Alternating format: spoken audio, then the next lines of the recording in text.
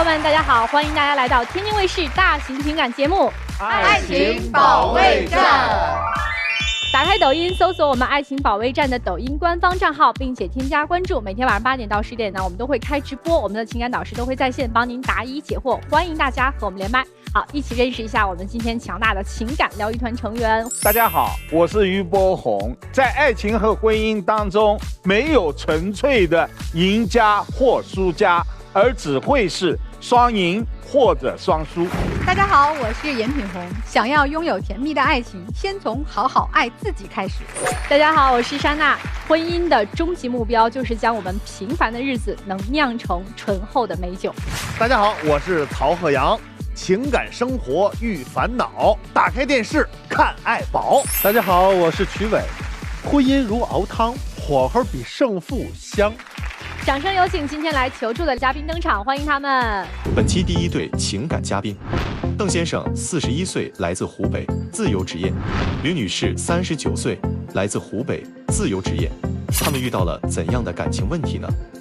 你们的婚姻遇到了什么困难？我们结婚15年，有2个女儿，本以为很幸福，但也是过得一地鸡毛。家里没有人管我们，我的世界里只有我和孩子。爱人每天和我唠唠叨叨，我工作压力也很大，感到很烦躁。生活即便过得不如意，也只能忍气吞声。说说吧，今天谁要来的？我要来的。怎么了？因为每天他总是喜欢叨叨，什么都喜欢说，经常找我吵架。妻子有工作吗？我跟他一样的，都是自由职业的。自由职业。对。你现在是几个孩子？2个孩子。你主要在家负责带孩子吗？对，我主要在家带孩子，他在外面工作。你今天的主要的抱怨就是妻子太喜欢叨叨了，是吗？我跟他结婚以后，是跟我父母住在一起，因为没有自己的婚房。然后我有了第一个女儿以后呢，他就说我父母重男轻女。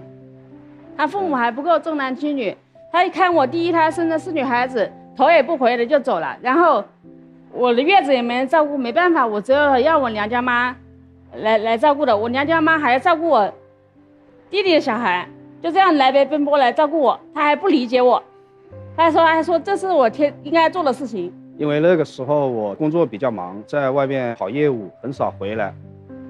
然后直到我生了第2个女儿以后，她脾气就更不好了，她经常找我吵架。那是因为第2胎又是一个女儿，你爸妈特别重男轻女，看到第2胎是个女儿，直接什么也不管了。2个孩子都是我一个人在照顾，没办法，我只有辞了工作，一个人在家里全职带小孩。我心里有怨气，我要跟你说一下，但是我一说你就不高兴。来，我问一下啊，女士，你说他的父母重男轻女，你有什么判断呢？他到处跟别人说我媳妇怎么不好，生了第1胎是个女孩子，生了第2胎又是个女孩子，因为他公公婆2个都特别重男轻女，对孩子不好。然后我跟他说了这个事情，我要他在中间调节一下，他也不愿意去调节。那个时候我很少回来，因为那时候在外面我确实工作很忙，我觉得这也不是什么大事。一边是我父母，一边是他，就大概就是这么个情况。那是肯定的啦。他父母看着他在家里，他就早上对孩子很好，做一大桌菜，2-3天都吃不完。然后你要是不在家的时候，他父母就不管我跟2个小孩吃喝，就是我一个人，牵着一个，然后抱着一个在那里做饭。那你公婆不会帮忙看一下孩子，让你去做饭吗？他说你是那2个赔钱货，我不管，反正你没有给我家传宗接代，赔钱货，赔钱货。奶奶这么说吗？对呀，他就这样说的。他就是你没给我家生儿子，你没有贡献，我就不要管你。我问一下老公，你知道你妈妈管你的2个女儿叫，我都不好意思说太难听了，你知道吗？你听到过吗？听是听到过，但是我没想到会这么严重。不是你不是都听到过吗？对啊，你都听到过，当面质问呐？是我当面问他的，他就跟我说，他就没承认这个事，他姐姐说，他就说只是随口说一下。随口说一下，说你的女儿是赔钱货，那是你的亲生骨肉啊。对啊，是的。说我没给他生真子就是不对。哎，就是因为这个观念，我现在他还说想生胎，我不愿意再生了。我肯定不会再生第3胎。你们现在还跟公婆住在一起吗？住在一起住啊。为什么不分开住呢？你看他这么多年也没挣到什么钱，然后也没有经济独立的能力，每回我看他也没拿多少钱回来。那是因为自己想去投资嘛，那时候我是跑业务的，然后熟了以后想自己出来投资，自己单干，然后中间大概赔了不少钱，导致我欠了一身账。现在还在欠着是吗？现在欠的不多了，还的差不多了。那个时候我一个人打2份工，我白天跟别人开车送货，晚上还要做兼职，所以说就导致家里我基本上没有什么时间来管。看我公婆就不这样觉得啊，他觉得我生了女儿没给他们家传宗接代。这都啥观念？我真是听的都，哎呀，忍无可忍。那你公婆为什么不怪他的儿子？因为生女儿一个又不是这个媳妇自己的责任。他儿子是最好的，我就是他们家外人一样的。孩子是你一个人生出来的？他就觉得什么事情都我应该我一个人去完成。我们不说公婆对孩子怎么样啊，这个爹对孩子怎么样？他以工作忙为理由啊，经常不在家里啊，他也不管呀。孩子如果生病什么的呢？电话也打不通，经常一搞电话都打不通。哎，我在外面跑业务，我忙去了，这不都是你女人的事情吗？你干嘛什么事情都要让我来解决嘞？那我要你在家里当家里管小孩干什么嘞？你以前有工作吗？以前也有工作呀，我公公婆婆也不管小孩，没办法，我只有时时在家里带小孩呀。所以当孩子生病去医院的时候，你老公对你说的是，这不是女人的事儿吗？是啊，他说这都应该交给你管，你主内我主外。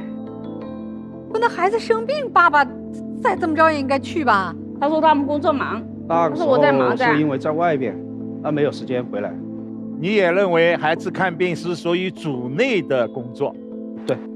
那他对你在家主内的这个工作做的认可吗？比如说肯定你的辛苦，比如觉得你为家庭付出很多，对你怎么样？他如果觉得我辛苦的话，他就不会跟他父母说要来帮一帮我，他去调节，他根本就没有调节。然后我跟他爸爸妈妈说，他爸爸妈妈他也无动于衷。那他本人对你在家里面的付出认可吗？他要是认可的话，就不会这样了。你在出差的时候，孩子生病了，公婆是什么状态？是会跟你一块儿带孩子去医院吗？还是说他们也什么都不管？我公公他去打牌，我婆婆她去跳广场舞，他不管。他们说这是你自己的事情。包括你老公在内，他们一家3口全都是对你跟2个女儿全是这个态度，是吗？对，他不管不问的，就让我一个人带小孩。他有没有说过什么特别过分的话，让你觉得特别伤心的？就是因为他就说，我在外面赚钱，你在家里把2个小孩都搞不定，我要你在家里干什么了？因为我赚的钱确实也都交给他了。你把钱交给我就行了，是吧？那孩子这是我一个人的吗？等会儿，现在全家包括公婆在内，全家的生活支出全是老公一个人挣吗？我欠债的时候，我父母有一点微薄的退休金，他帮了我一下。现在呢？现在就没有了，账还清了以后就是靠自己债。一个月现在挣多少钱吗？一个月差不多也就1万不到，有时候高的时候差不多1万1、2。公婆有退休金，然后你1万左右。哎，其实可以了，在小地方。那每次给家里多少钱？每个月？一半一半，我要留一半，然后交给家里一半。如果说家里再有特殊情况，那再另外再给。家里有2个孩子，还有这么一个家庭，你为什么要留一半？因为我外边也要有开支啊。他说他在外面跑业务，他要开支，他要在外面应酬。就人家5个人花一半，你1个人花一半，是这意思是吧？不是，他一个人花一半，然后一家3口，5个人的爸妈俩孩子，有自己的钱吗？我爸妈有，他公婆有，他有退休金，他们2个老人顾着他俩自己，所以他不用找我们伸手找我们要钱，所以他就有理由不管我们。我是特别生气，就是姑娘，你知道我气哪儿吗？你连你自己的委屈都讲不明白。你有一件事儿，我真的我看完我都忍不了。你天天在家这么辛苦，你老公怎么骂你啊？你老公说你是什么呀？嘲笑你像什么？我现在觉得我一下就说不出来了，就是感觉很委屈。所以你得说呀。说你什么？像个寄生虫一样，像个保姆一样的，在这个家。你看见了吗？我也想去带孩子，我也想出去工作呀，没办法，我为了2个孩子，我要是出去工作，2个孩子就没人管了。不，保姆不是嘲笑，我觉得保姆还给工资呢，这是不给钱的保姆。他从来没有把你当成一个妻子，当成一个妈妈看，是吗？对，他是带娃不赚钱，但关键是你没付工资呀，这个钱就是要你付的呀。但是我每次发了工资赚的钱，该交都交给他了。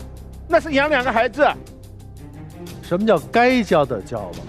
你自己花了一半的钱用在哪里？你要做业务应酬的话是可以报销的呀，对吗？公司是不是给报销的？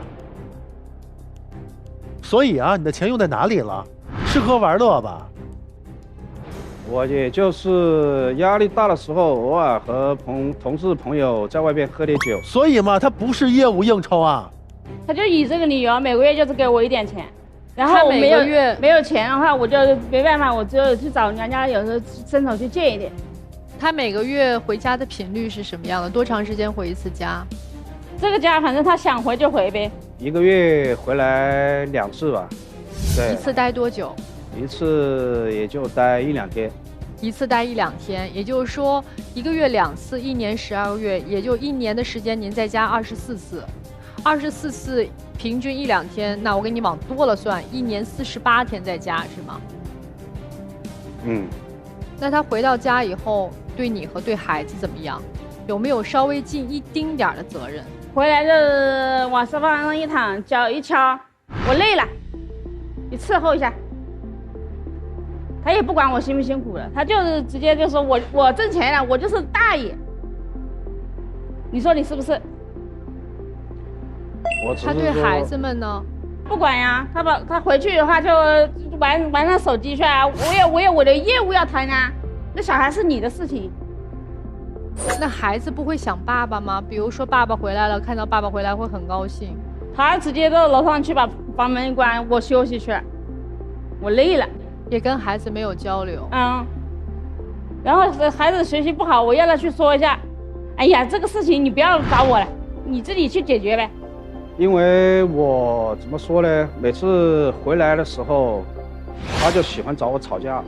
一回到家里说那也不行，这也不行。打个比方，我想往沙发上一躺，他说：“哎，你洗都不洗的，脏衣服也不换，这里就不能躺。”就是这样，所以说我就不愿意在家里待着。你也不想女儿吗？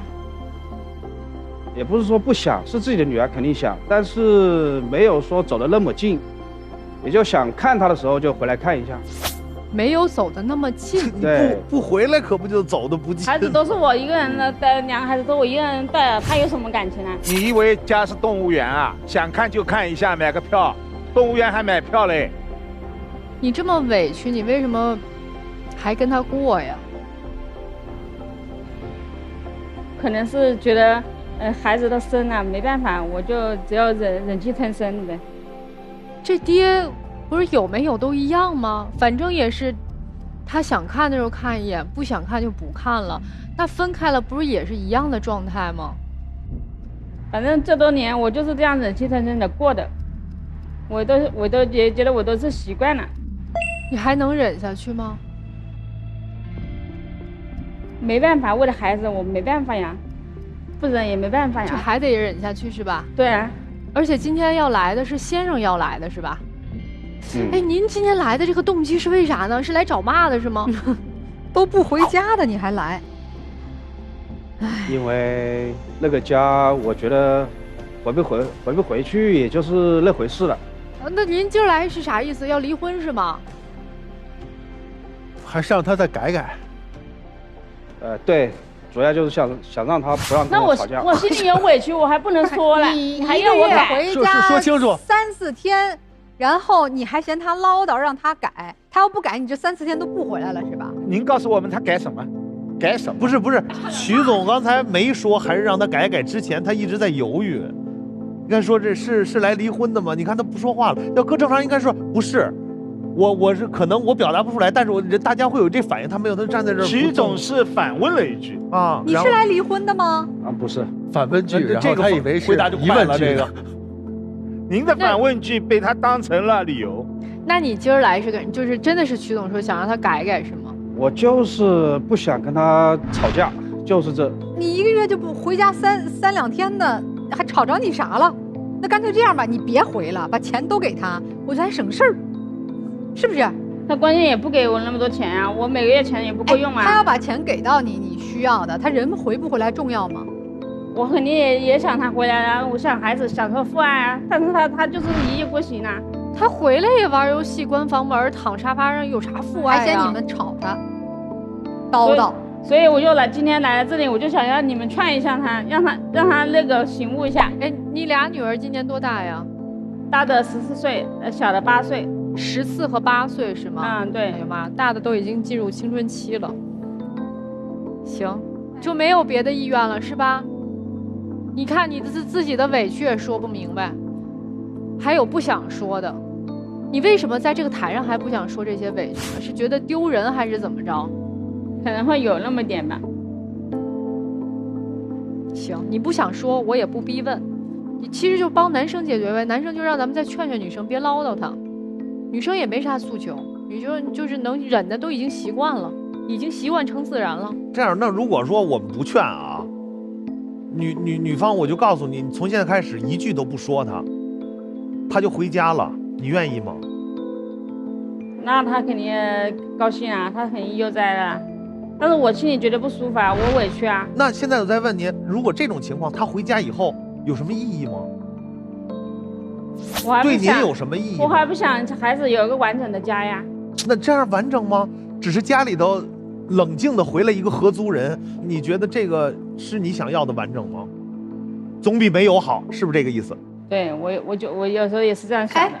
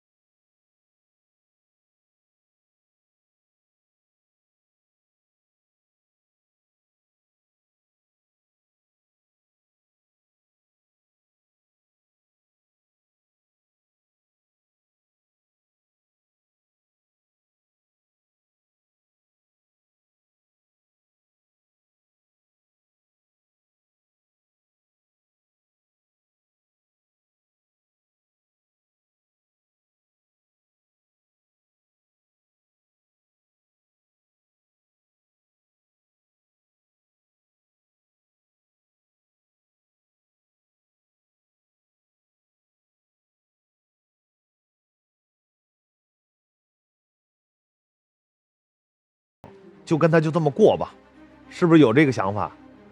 有那么点吧。男方是2个女儿跟你们仨人反正也离不开我，离开我你们没有钱，你们没有生存能力，要么你就再给我生一个，给我生个儿子，要不然的话咱就这么对付下去，是不是这意思？对。你还想要儿子是吗？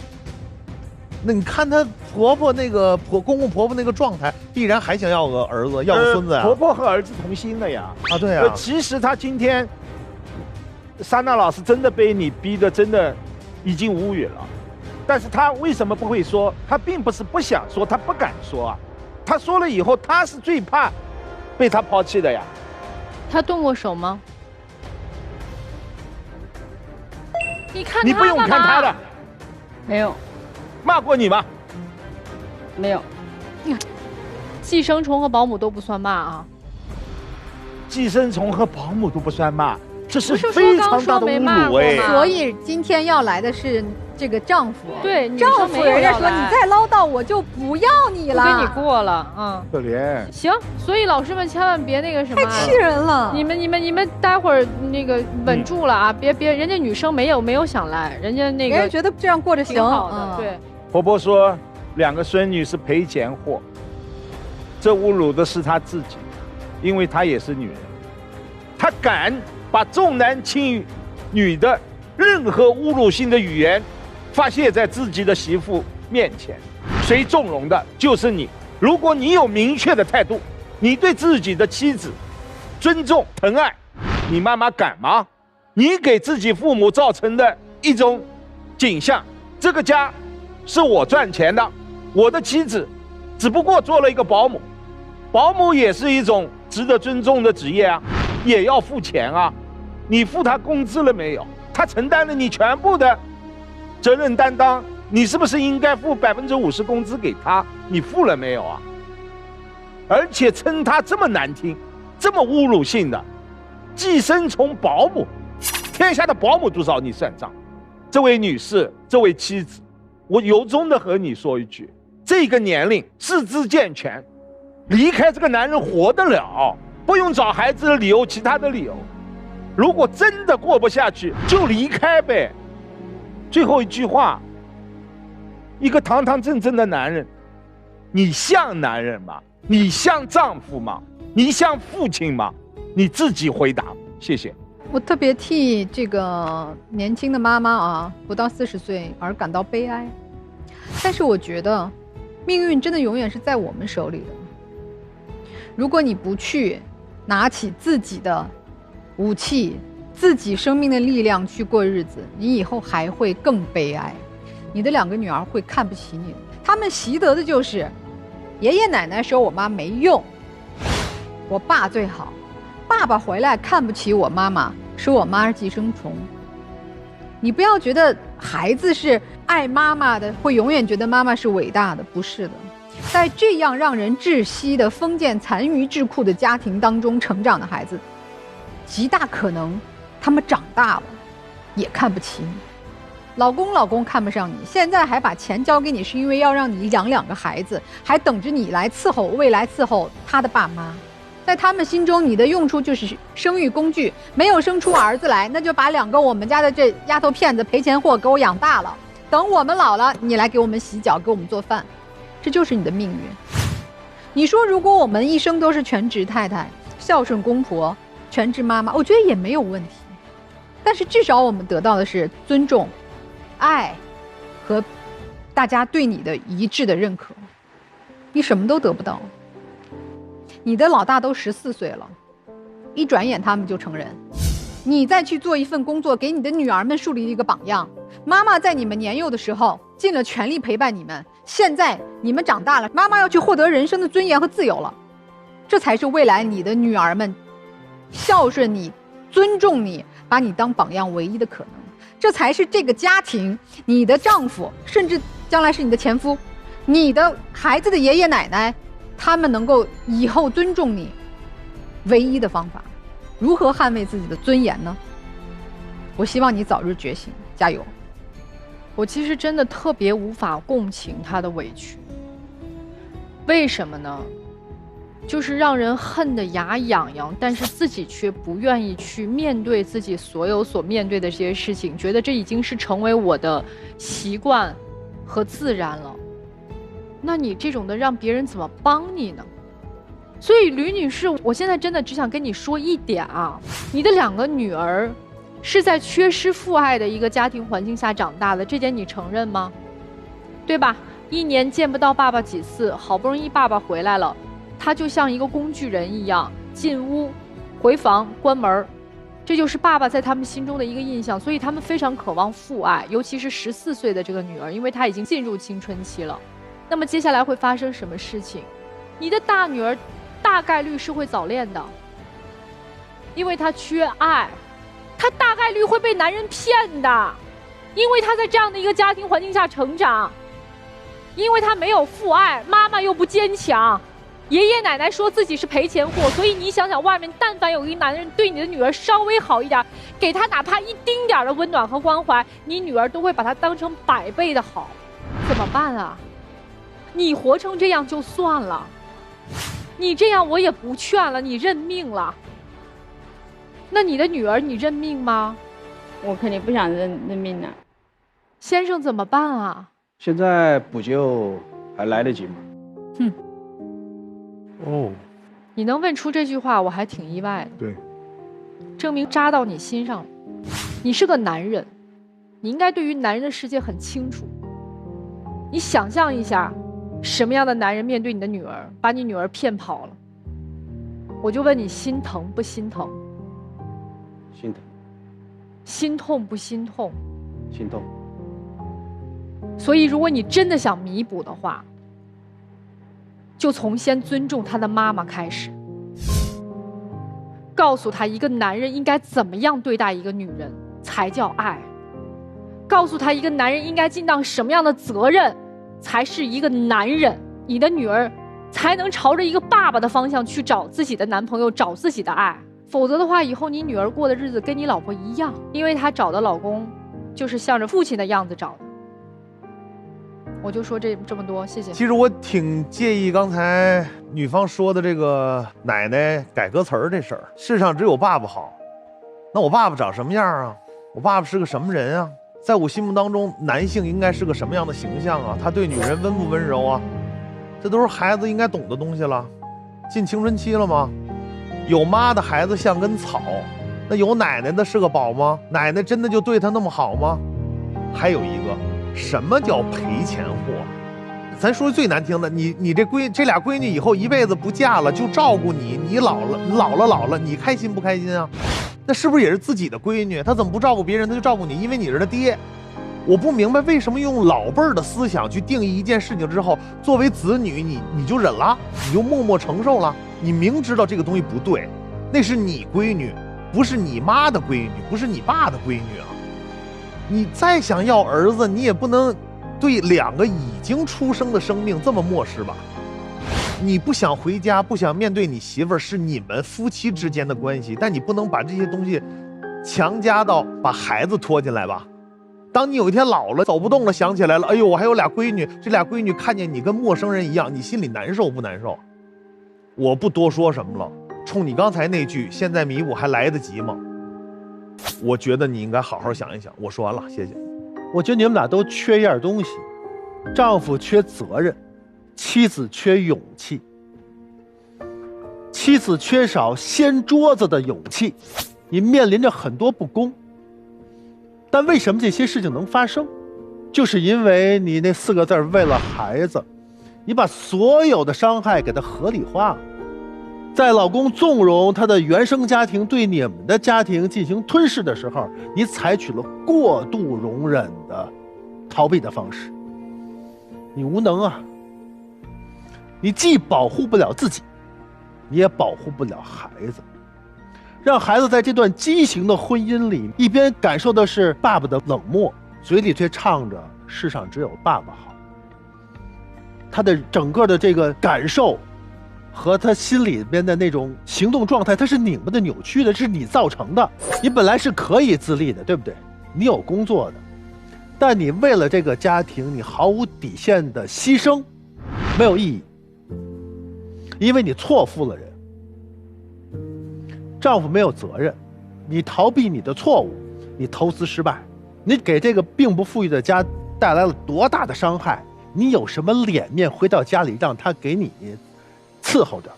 哪儿来的底气？不就是他的懦弱吗？真的，你那一句话救了你自己，也救了这个家。你一定要接下来把重心放在以下几件事情上。第一，现在有没有能力由你提出脱离你的原生家庭，搬出来住？有没有这个能力？有。不准你的原生家庭再说任何重男轻女的言论，说即是过界。听懂没有？听懂。第二，对老婆好。什么叫好？是你能够看到她的不易，你能够感知到她的苦。你刚才说那些事情，你老婆的反应是什么？不相信，因为可能他对你太失望了，所以现在需要你有实际的行动，而不是语言上的这种表态。第3件事，把你的工资上交，你需要用多少，他给你支多少，你申请他审批，能听懂吗？好。妻子，争取尽可能的重返职场，尽早的让自己有经济能力，能让自己说话有底气，好不好？好，就这样。对于男士来说，如果你要是走出这个门的话，我希望你能切实的拿出你想要调整和改变的一些方法，能大方的告诉你老婆。如果你要是没想好，或者说我想了一些我做不到的，咱堂堂7尺男儿咱就甭出来了，行吗？行，好吧。哎，那接下来请嘉宾先回到门后。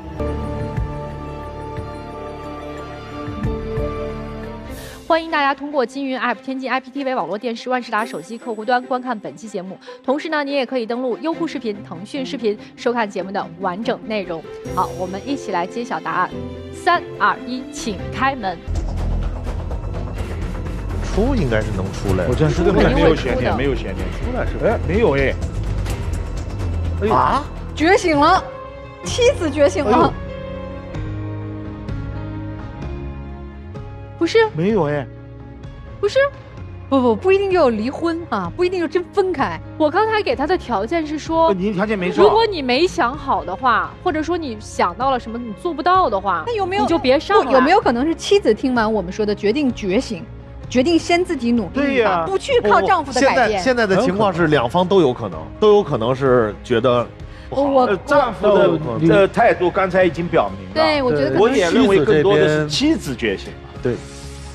我觉得大概率是这样。哎呦，我这个心一下沉下来了。我还真希望他们出来，我听听这丈夫怎么说。我认为是没有悬念的。不是，他们不出来，我还挺高兴。我觉得妻子至少是觉醒了。我希望像你所说一样，妻子觉醒了。不管怎么样啊，希望今天他们来到咱们《爱情保卫战》这档节目的舞台上，能够多多少少对他们有一些触动。也希望这个结局如我们所愿，如他们所愿。不管怎么样，祝他们生活幸福。好了，这就是我们这一期的爱情保卫战，我们下期再见。